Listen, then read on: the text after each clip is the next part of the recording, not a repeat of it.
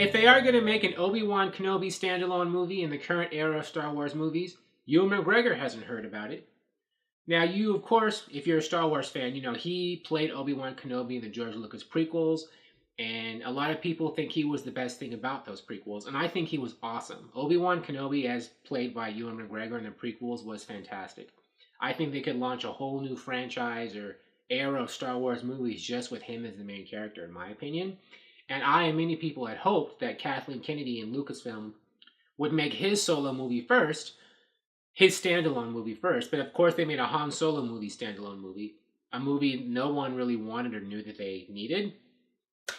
But, you know, after that tanked, there were rumors saying that Lucasfilm was going to hold back on doing any standalone movies because the first one they did, the solo Star Wars movie, didn't do well. So they were thinking, well, clearly audiences don't want to see standalone Star Wars movies, so we're going to stop making them. But there were still rumors, other rumors, saying that they were still going to make standalone movies, or at least one more for certain, and it was one based on Obi-Wan Kenobi, and that they were in early discussions to make it. But if they are going to make that movie, like I said, they haven't told Ewan McGregor, because as far as he knows, they aren't making it. He was giving an interview with The View TV show, I think, just this week, where he said he doesn't know anything. I'll read his quotes according to this article on Newsarama. Ewan McGregor says he would return to the role of Obi-Wan Kenobi in a Star Wars spin-off without hesitation, but so far, no one has asked. I would totally do it, of course. There are no plans to do it as such, as far as I know. Now, I don't know what's going on with Lucasfilm.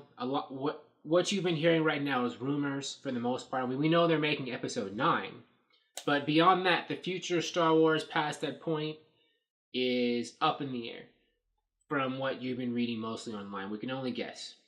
A lot of people aren't even sure that Kathleen Kennedy is still going to be in charge of Lucasfilm going forward. And I hope that she won't be. Because I don't like what Kathleen Kennedy has done with Star Wars so far at all. Well, not for the most part.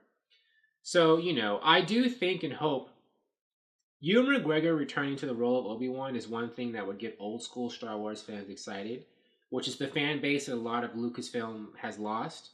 So far, they've lost a lot of those old school fans or people who were with the Star Wars universe until, like, The Last Jedi.